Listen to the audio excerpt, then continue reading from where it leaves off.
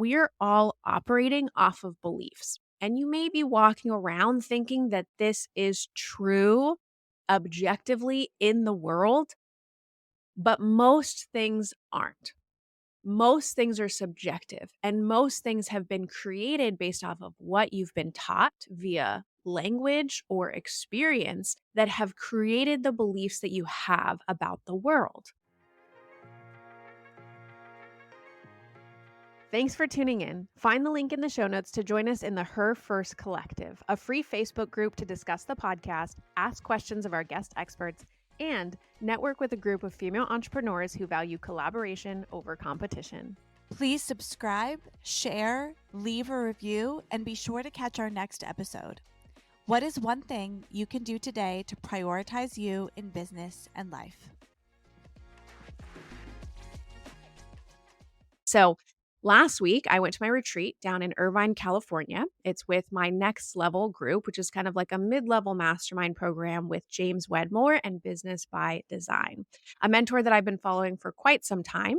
He has a really, really unique way of integrating the tangible, practical strategies of business, digital marketing, how to actually create a community, grow an audience, and then sell into an offer that you've created of your own volition and from your skill or expertise. And then he brings in this spiritual side. So, meditation, presence, mindfulness, all of these kind of different practices that allow you to grow as an individual. Because unlike other businesses out in the world, building a personal brand is uniquely about you. It is uniquely attuned to who you are as a person and how you're showing up in the world. And there are some ways in which we can fake it until we make it, or, have false senses of confidence, or, follow other people's tactics and protocols to a certain level. But at some point, there has to be this personal development. There has to be some integration of personal growth in order for you to overcome your current stories, overcome your limiting beliefs, and overcome whatever plateau you feel like you have reached and go beyond that, whether that's the next income level, whether that's the next follower count, and whatever that looks like for you manifesting in your business, maybe creating a new product or a new program. Well, I'm really excited for this conversation today because when Michelle said, let's talk about personal power on the podcast this week, I have no idea what that is. So if you're listening and you don't know, you're going to be on this journey with me as I kind of learn about it and reflect on what it is and start to understand how that can help me in my business. Because I know, I honestly actually feel, full disclosure, that right now I'm in a little bit of a sticking point. I have a lot going on, a lot of great things going on, and I'm trying to figure out how to get to the next level. So maybe this will be a tool that as you teach me about it and as we reflect on it, I can think about how it can help me get myself to the next stage of my own business. What I mentioned before is that there is this underlying sense of personal growth and development that comes along with having a business. If you're lacking confidence in an area, if you are doubting yourself, if you are unsure of the decision that you're going to make, that all comes back to a reflection of you, how you see yourself in the world, how you see yourself in your role, and how you're showing up. We are governed by our belief systems. Our subconscious thoughts, beliefs, the way in which we lead our lives is about 95% of what we do, which is typically in repetition. We're repeating the same thoughts over and over, whatever we thought yesterday, whatever we thought a year ago. It's continuing that process, which is why we kind of find ourselves in that sometimes stuck or stagnant place. It's because you are habitually building this repetitive way of being. And a lot of those can be negative. So 80% of our thoughts are shown to be negative. And with those negative thoughts, those will create your actions and the way in which you're showing up in the world. So oftentimes, if you are telling yourself, let's say from a health perspective, I'm going to work out, I'm going to change the way that I'm eating, I'm going to change my sleep, but then you're not fulfilling those, it often comes down to your belief systems, your subconscious programming, and the way in which you've been living your life up to this point. Same thing in business. You have these tasks and activities. You're going to be posting on social media. You want to start the podcast. You're going to revamp that program. You're actually going to cold outreach those people that you've been thinking about networking with for so long. You're going to pitch yourself on that podcast. When you don't do those things, you have to look to what is fueling those underlying senses of self and why are you not doing them? So that's going to be our inquiry today. And that's going to be kind of the topic of discussion. And then we're going to give you some tools and some ways in which you can start practicing a way to shift these things, a way to shift the narrative, a way to shift the beliefs and get you taking the action that you might be avoiding for multiple reasons. And we'll talk about that.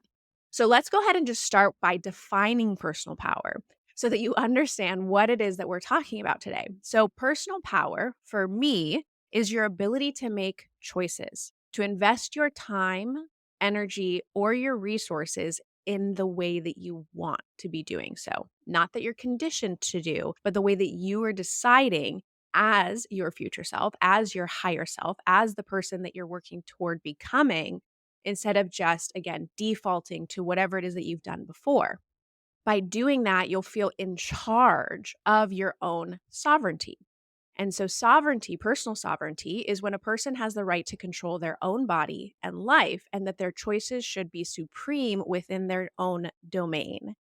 So, in reflecting on that, your personal power is your ability to show up in every single moment and know that the decisions you're making are based on your internal compass, your navigation for what it is that you want to create in the world, how you want to show up, the way in which you want to be, that isn't based on external pressures, outside circumstances, other people, or other things. And so we tend to get ourselves into this habit and pattern of responding. So I like to think of it versus active versus reactive. And so much of what we do is reactive to the world around us. If you just think about how you navigate your day, are you responding to emails? Are people reaching out to you asking for things? Do you have a team that you're responsible for? Are there family relationships, friendships? Are there things in your business that take your attention and distract you away from whatever focused energy you want to be channeling? All of those things are kind of taking away your personal power when you sacrifice or compromise what it is that you want or the directive that you have in order to reach your goal. I think the belief in like personal autonomy can be really hard for people. It's really hard for me. Like to be perfectly frank. And I think a lot of that comes down to all of our personal beliefs as we've grown up and as we've gone through the world, because so many of the lessons that we learn as children make us look to external factors for validation, make us not feel like we have the power to control our lives or we have our own sovereignty to make choices and do things based on what's right for us. I find myself so often thinking about everyone else's needs before mine or what everyone else wants before me, and kind of putting myself last. And that tendency comes from lessons I learned like as a baby. Do you know what I mean? That's what I was supposed to do. And that my life, and this comes from a lot of like, as you're talking, Michelle, it's like kind of hard honestly for me to hear, because literally as a child I was taught, in church, that my will was not as important as God's, right? Like 5, 6-year-old child being taught I didn't have personal autonomy and I didn't have personal sovereignty. So I think that people can have feelings about this. And some people may hear about this for the first time and think like, what, that's not right. Like my life is not my own, because those are things I sang on Sunday mornings, right? So I'm kind of interested in where this is going. Hopefully we don't get too emotional on my part, because this is something that's hard for me in recognizing. But I also know for a fact that having been on a journey for the past couple of years of recognizing that has made a huge difference in my business, in my life, in the money in my wallet, right? Actually kind of knowing that I can own my life and own that power. And thank you for bringing that up because these aren't easy topics. I'm talking about them loosely as general concepts, But as you're listening, there are going to be things that may quote unquote trigger you. We're going to go surface level on this today. I'm not a therapist, I'm not an NLP coach or practitioner at this time. During the retreat, there's a lot of emotion that comes up. I cried multiple times. And I will say there was a meditation and practice we did where I wept, just like uncontrollable weeping. There's so much emotion that's stored in the body, that's stored in our past experiences. And so much of what we're talking about today has to do with how the past has created your present and how to shift in the presence to create your new future. So, we can't get into all of those things today, but it's going to be a continued conversation that you have to have with yourself, seeking out the resources, connecting with, myself, my programs, and working with us through her first to really identify some of these deeper rooted questions, because a lot of the personal development and growth that you go through is going to impact your business. And so I want to identify a couple of things that you might be experiencing as a result of not having that personal power that we're talking about. So you can start to associate and say, oh, I identify this is how it's showing up in my life. And if I can quote unquote reclaim my personal power, which we'll give you some practical strategies for, that'll start to shift. And then that'll start to shift the behaviors that I have. And then that'll start to shift the outcomes that I'm experiencing and the way in which I'm living my life, which we know your life is based on time. Your life is based on how you're showing up and the ripple effects that comes from that. So I want to just speak to you really quickly, Joanna. You mentioned that idea of being selfish, not prioritizing your own needs. And we are really trained and programmed. And so much of this conditioning is going to come from your childhood in which you're experiencing the world around you, whether that's parents, family members, siblings, aunts, uncles, whether that's teachers or instructors, anyone that was an advisor or a mentor along the way, your social setting, the friends that you had at the time, anything that was coming out of culture and society. A lot of our body image stuff comes from that place. So just understanding that there are a lot of ways in which you can start to see where this is coming from and start to uncover them and then hopefully heal and process those things that you can shift in the now. So often we are holding on to the past that is now projected meaning of what we experience in this time. And I'm not a trauma informed coach, but trauma is not necessarily what happened to you. It's what you experience as a result of the circumstances of what happened. It's what you hold on to and what you make it mean over time. So these are really difficult subjects. And if you feel like you're not necessarily ready to dive into this right now, that is okay. You can always come back to this when you feel ready to approach these, because it's not always right now that these things need to be addressed. Okay. So, some of the common struggles that we see business owners and, individuals at this level working on these things and working towards larger goals of visibility, having to be, authentically themselves in their content creation, creating products and programs in which they're subjecting themselves to vulnerability and then growing from there, whether that is impact from an audience perspective or whether that is income in which you're trying to grow and scale your business.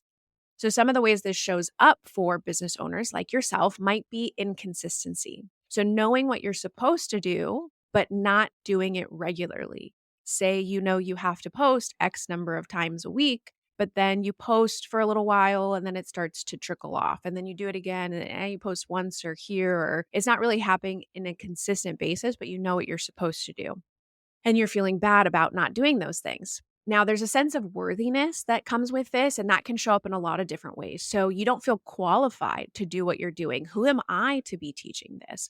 Why is someone going to listen to me? I'm not as qualified as other people with more higher levels of certifications, training, expertise, experience. When you start to question your ability to deliver on what you're trying to coach, teach, or share in a public domain, this can look like struggles with visibility. So you don't want to get in front of the camera. You're not quite sure what to say. You're not showing up regularly. You want to be doing lives, but you feel uncomfortable doing them. And you have this nervousness or this anxiety around that. You film content, but then you're not actually posting it. You have prepped certain copy pieces, but you're not actually sending them to your email list or sharing them in captions because you're worried about the impact that they'll have on other people. And this can also look like lacking authenticity. So you feel like it's not really you when you're showing up online. You're not yourself. You're not sharing your purpose, your passion. You're not connected or aligned with what you're here to do and how you're here to serve people. So, those are some ways in which, again, business owners at this level may see the things showing up in their lives where they're struggling with something deeper, which is what we're calling personal power and what we're talking about today.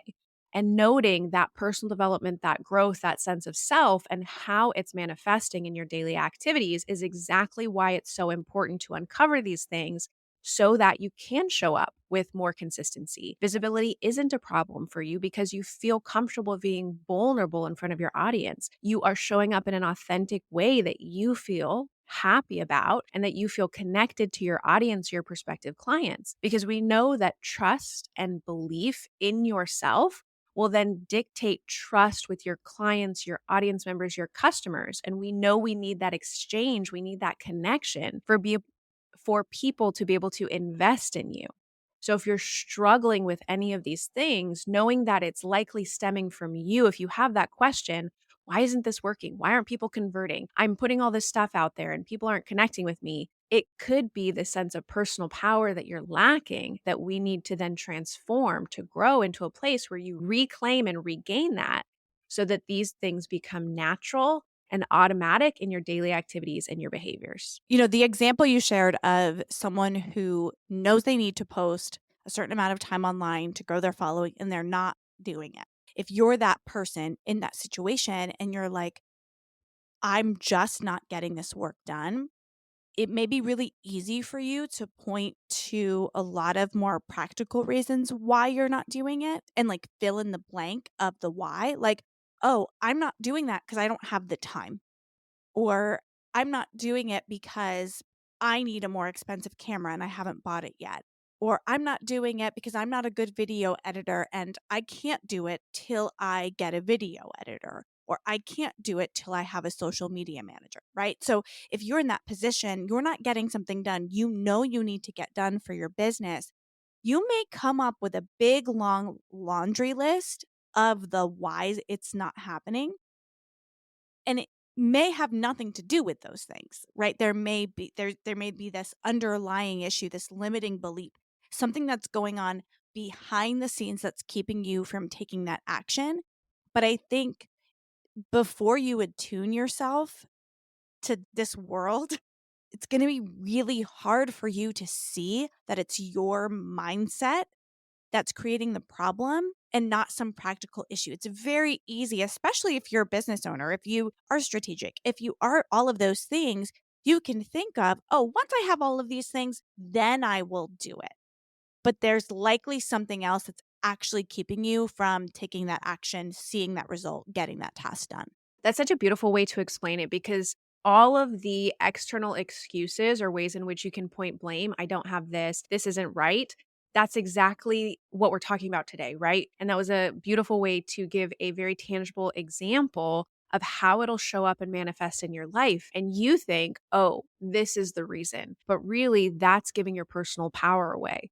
What if you change that and identified, how can I be in charge of this? How can I make this happen? And then those excuses start to fade away because you can handle and manage all of them. You have that ability and you have that competency. So it's a perfect segue into asking yourself, where are the places in which I'm giving away my personal power? And you have to start to think about this. And as you think through it, you're going to go deeper and deeper and deeper. And there are going to be things that come up over time where you didn't even realize, whether that is people, situation, physical things, or just limiting beliefs that you're still holding on to that you didn't realize was a subconscious way in which you see the world. So we have this lens in which we're always perceiving and contextualizing the world around us. And your perception is not the same as my perception, is not the same as Joanna's perception. We have created a lens in which we're seeing things. And you may see it's a struggle for post production or that you don't have the time. I don't have that same struggle because I see things differently. and Joanna will see things differently. So it's about identifying all the ways in which you're giving your personal power away. Are there family members who demand your time and attention, but that aren't serving you and your goals right now that you can actually change or shift? Are there friends who expect you to respond to them within a certain time frame, and if you don't, you feel guilty or ashamed or embarrassed?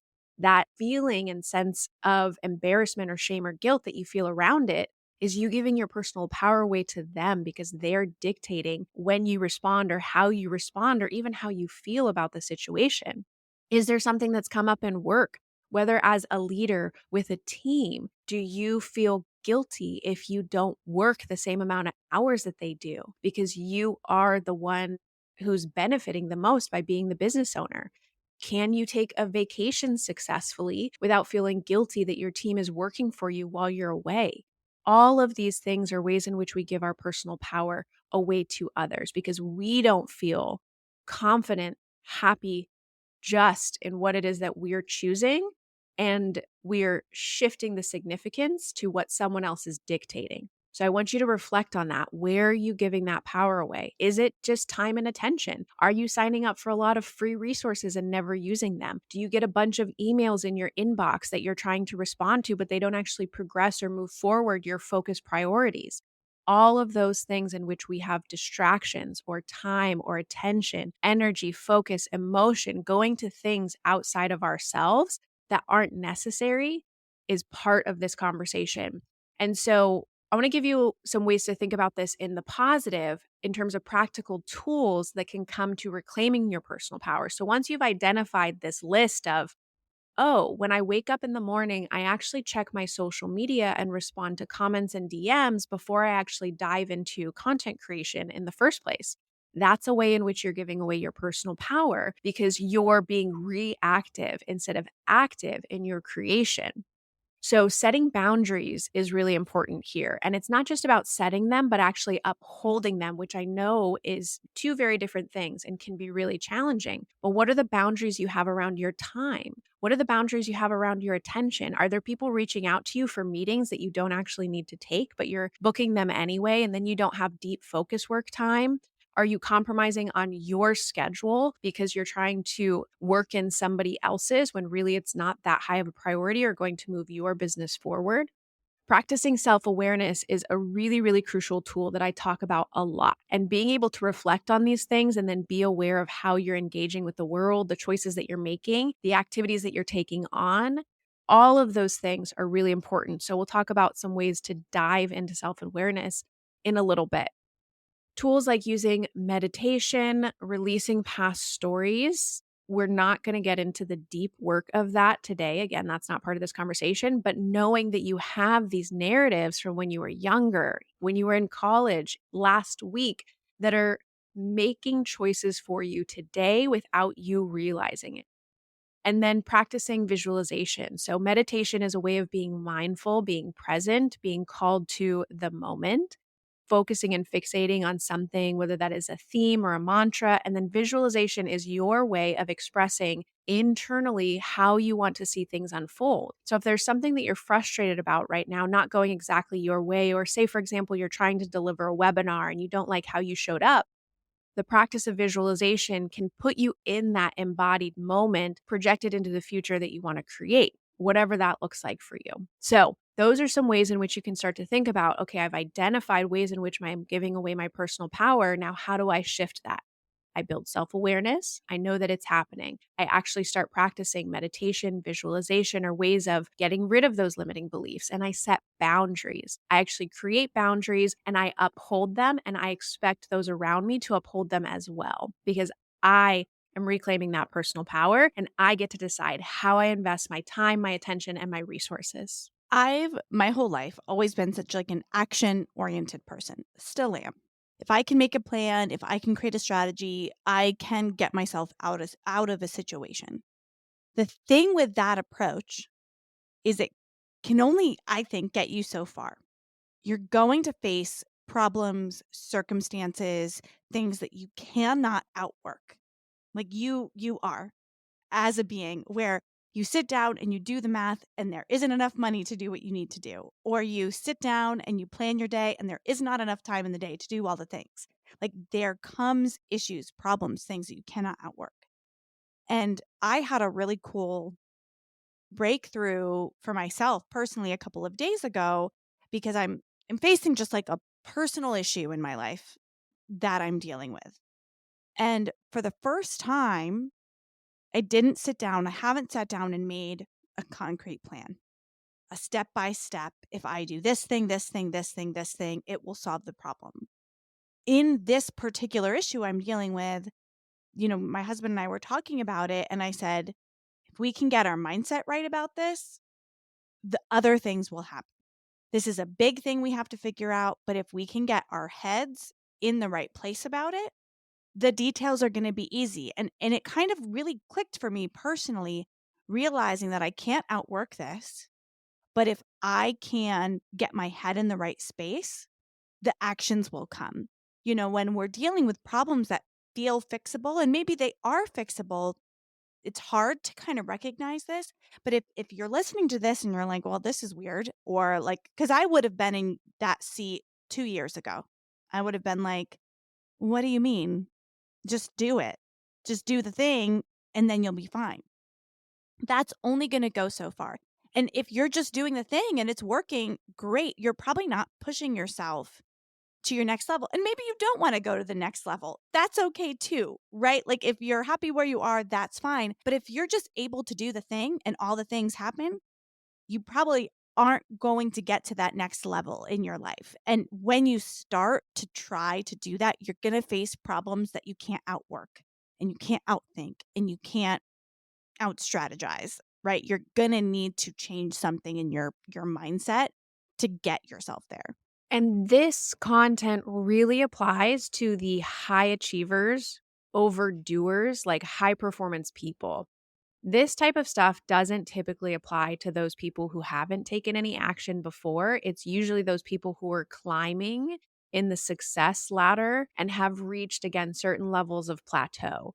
So, for example, at this retreat, we have people at all different stages of business. One woman got up and shared, she's at like 75K a month, and she goes, between like 50 and 75K a month in her business. She's dealing with a lot of the same limiting beliefs, stories, and content topic pieces that we're discussing today in terms of personal power. She shared something about having a personal power issue with her family and needing to meet the expectations of her parents and feeling like the path that she's taking is not a traditional one. And so, therefore, she needs to change what she's doing on a daily basis in order to meet the expectations of her parents. There are ways in which this shows up. And we can do and do and do, but a lot of times we're consistently doing and getting the same result and wondering why. There's another woman who shared she's like high level, does speaking gigs, 25K plus, and teaches a really like specific expertise and niche. She's been doing this for a long time. She has a team, but she's been at a level of income and impact in business for the past like 3 years, and she can't figure out why. One of the things that was uncovered through this process, and in talking with her a little bit deeper, because I did during the retreat, is understanding that she's her own bottleneck. She's the one getting in the way, and her, concepts and belief systems about leadership and her ability to work compared to her team was what was her kind of underlying issue. Again, it's going to manifest differently for all of us, but we're going to reach a level, exactly as Joanna's saying, that we cannot just do beyond this. And we'll get into what's called the be, do, have model in a little bit in explaining. So, before we go that direction, I want to kind of explain limiting beliefs because we've thrown out the word, and sometimes it may be self explanatory, but for some people, we might not understand what that is. And so let's just start with beliefs. Now, if you're not familiar with the concept before, in terms of how you see the world, but we're all operating off of beliefs. And you may be walking around thinking that this is true objectively in the world, but most things aren't. Most things are subjective, and most things have been created based off of what you've been taught via language or experience that have created the beliefs that you have about the world. And so you have to start thinking about the way in which you see the world, the way in which you see yourself, the way in which you approach your tasks and activities are all based on a belief system, your perception of the world and the way in which you engage with it. So, understanding that everything is beliefs, you'll start to see them as stories, as narratives, as things that can be changed, shifted, progressed, or grow over time to become something different. And so a lot of us have beliefs that keep us from getting to the next level, from taking the action, from doing the thing, from being the person, from showing up in the way that we're working towards, because we all have goals. We all have a vision of what we want for the future. And if we're not living in that yet, it's usually what you would call as a limiting belief. So a lot of them boil down to I am not enough, which can manifest in people don't want to hear what I have to say. I don't have any value to offer. People don't want to invest in my products or programs. I'm not going to be able to deliver on this. A lot of that is grounded in I'm not enough. I am not giving enough, providing enough. I am not enough as a human being, as a person, and able to deliver on what it is that I'm wanting to deliver on. Something that manifests more as like a concept in your daily life is I'm always going to struggle in business. Someone shared at this retreat that because she's a wife and a mother, she's always going to struggle in business and never have enough time. And whereas you might think that about your circumstances and see that as true, it's not. It is not an objective truth. It's subjective because there are mothers, wives, partners out there who have plenty of time because of the way in which they've structured their business or the way in which they believe about their lives and about their circumstances. So, when we talk about limiting beliefs, you have to understand that we all have them. They do manifest in different ways. They all kind of come down to basic principles and how we feel about ourselves, whether that's the doubt, the disbelief, the lacking of love, the lacking of enoughness and worthiness in the world.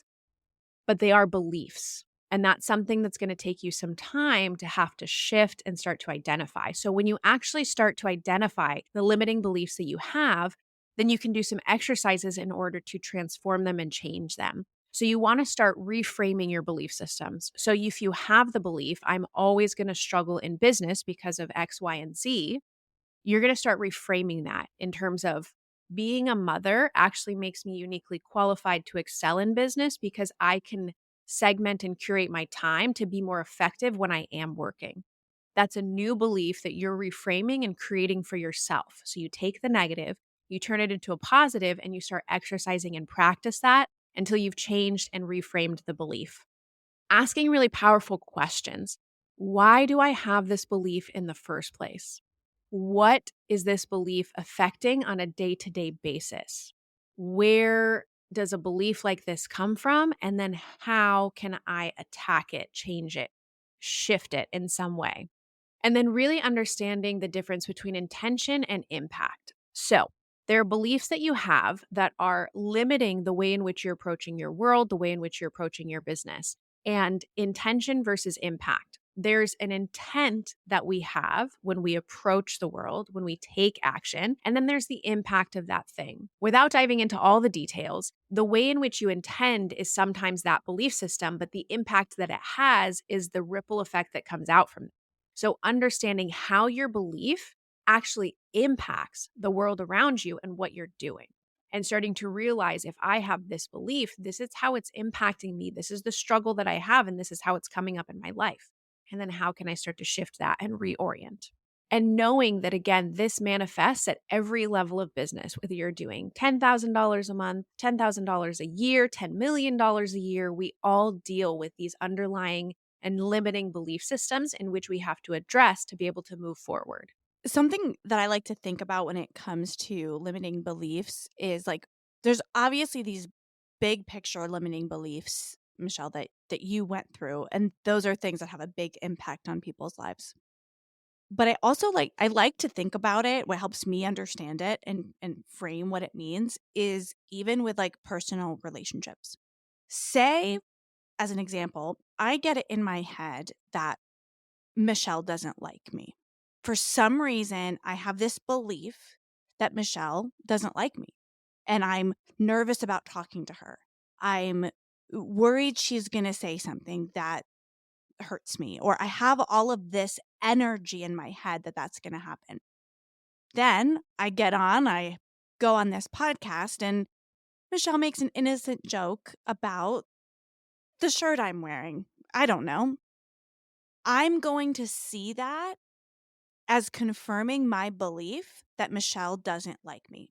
Michelle saying everything's subjective. So much of what we think is subjective. And if in our heads we think someone doesn't like us, there's going to be that confirmation bias that's that true. And it's going to build and build and build and build on that. So if you have the limiting, big picture limiting belief that you're not enough, every time something goes a little awry, that's going to keep confirming your limiting belief.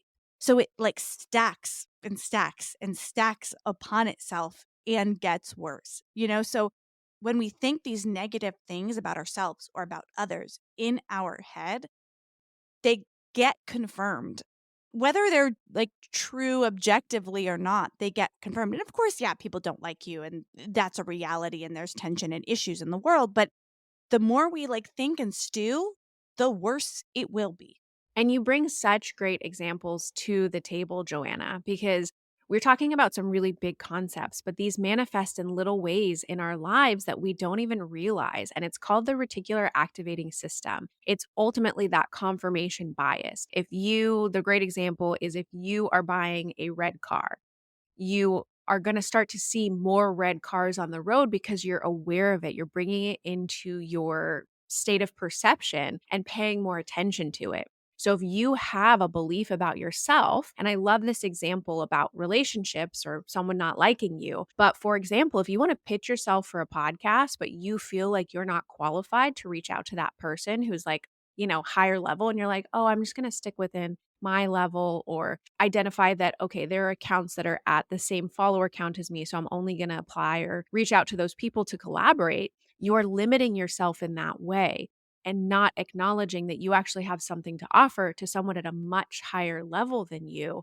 even if you don't have the same amount of influence or impact, but you're internalizing. They're not going to want to hear from me. They're not going to value what I have to say. And those are those limiting beliefs that are dictating the actions because now you're not putting yourself out there. So, seeing and building those connections as much as possible is such an important part of overcoming this, and then starting to shift the confirmation bias is start to stack evidence. I have a coach who focuses on mindset right now, and I love how she uses this term, is start to stack evidence, creating a list of all the ways in which you are qualified, creating a list in all the ways in which you have succeeded, creating a list in all the ways that you're trying to kind of like change or shift this belief so that you can start to see yourself as someone who is enough, who is qualified, who is valued, and who can show up in all of these ways. So, one of the things that I want to bring up as a part of this is a lot of times we're feeling these things in isolation.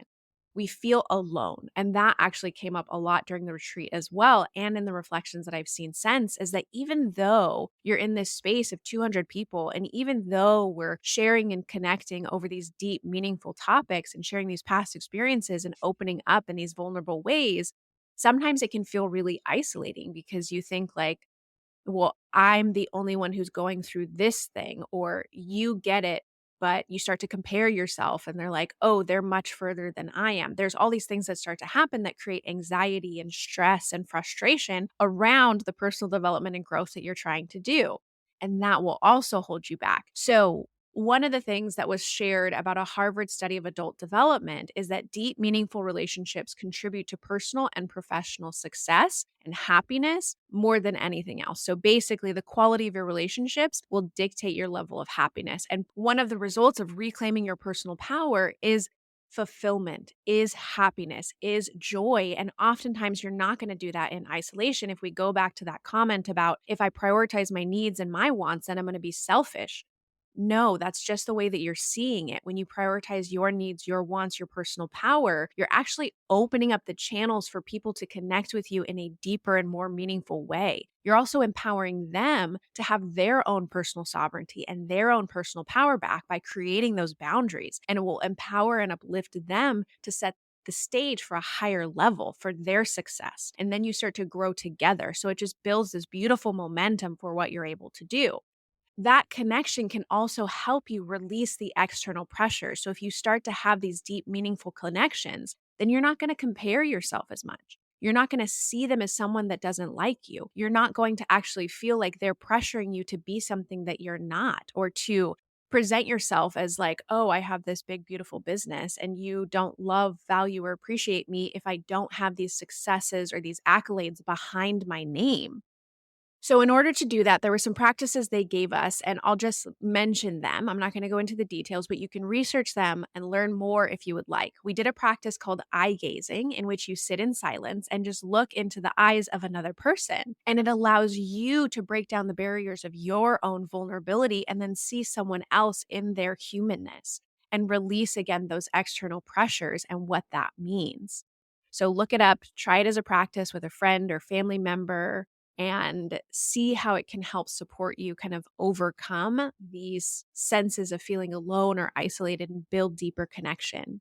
There's a practice called Ho'oponopono. It's an ancient Hawaiian practice of cleansing or clearing energy. It's very simple. You say, thank you, I love you, please forgive me, I'm sorry. And you do it while holding something in your mind, but sharing that to the universe. And it allows you to release a lot of the stress, pressure, anxiety, comparison that we have by, again, almost bringing this like very human soul to soul connection that comes out of presence.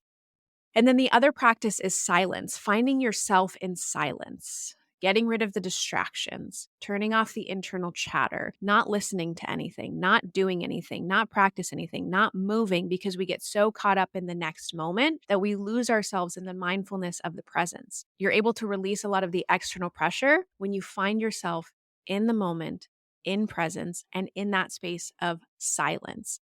So, allowing yourself to find and express deeper connection with others takes you out of that state of isolation, out of anxiety, out of that feeling alone in what you're going through, and opens you up to the ability to trust, to build rapport, to see yourself as enough, independent of those kind of external pressures. And again, how does this translate to your business? You're able to do deeper work with your clients, your customers, those that you actually engage with. You're able to show up again more authentically and with more visibility because you are having those feelings internally, and that will then be expressed externally. Thank you for sharing that. I think, you know, getting to know the fact that there are things you can do when life feels out of control. When you're being reactive more than proactive, when you're working and working and working and not seeing the results, there's a path you can go down to break that. I love the resources you shared. I think we should link maybe some resources in the show notes that are going to take you to those resources so you can learn more about them. But just take in like the relief that it's possibly not what you're doing every day that's causing the problem. There's something else. There you can look to that to help you get to the next level. And I'm so appreciative of you sharing what you learned on your retreat and sharing this concept with me and with our audience. I think that this is really, really powerful stuff. And I think, Michelle, you should think about another episode where we can dive into this a little bit deeper and learn more, and you can teach me more because I love learning. Well, thank you, Joanna. This is something that I'm very passionate about. And you're right. This is kind of surface level. Just look at these concepts, do a little bit of Googling, see what it means for you and how it looks like in your life. And we'll dive deeper at a later date and on another episode. So hit subscribe so you don't miss anything when we drop our episodes. And always feel free to reach out on social media or in our Facebook community with questions. So I want to wrap on this idea of how does this show up in your life? What are you going to do about it? And there's something called the be, do, have model. And exactly what Joanna is saying is that so often we start with do in order to have, and then we will be. So if we just take the actions, if we just do the thing, then we're going to get what we want, and then we'll be the person that we're aiming to be. When really that's backwards, because again, our life is determined by our belief systems. Our belief systems create our thoughts. Our thoughts create our actions. Our actions create our reality. And so we have to shift this perspective to be that we focus on who we are from an identity perspective and be differently in order to make different choices in order to get what we want. So, in order to do that, that looks like finding daily habits. That looks like creating systems. It looks like having practices. It looks like finding the identity of the person that you want to become. In fitness, we've seen a lot of examples of if I was a healthy person, what are the choices that I would make? And if you start from that place of identity and being in the goal of where you want to be, we see it in business. I started to think like the $10 million company and made decisions from that place as opposed to the founding, just getting started stages. And so, in order to do that, it takes a little bit of time. It takes that mindfulness that we've talked about. It takes that self awareness. It takes that deep inquiry from a compassionate place, lacking the judgment that you probably are going to want to pull into it. So, go into the practice, take the silence, do things like breath work, do different types of meditations, find yourself in that space where you can open up this conversation with what's going on with you and how you're showing up in the world. Who's the person that you're working toward becoming and how can you be them now? How can you set intentions around that higher version, that person in which you're looking to embody? So, we hope that that gave you some practical tools, some things to think about in reclaiming your own personal power and overcoming limiting beliefs and being able to get over the struggles that you are seeing and how this is manifesting in your daily life. So, try some of the exercises, let us know how they go, and we'll see you next time. Thanks for tuning in. Find the link in the show notes to join us in the Her First Collective, a free Facebook group to discuss the podcast, ask questions of our guest experts, and network with a group of female entrepreneurs who value collaboration over competition. Please subscribe, share, leave a review, and be sure to catch our next episode. What is one thing you can do today to prioritize you in business and life?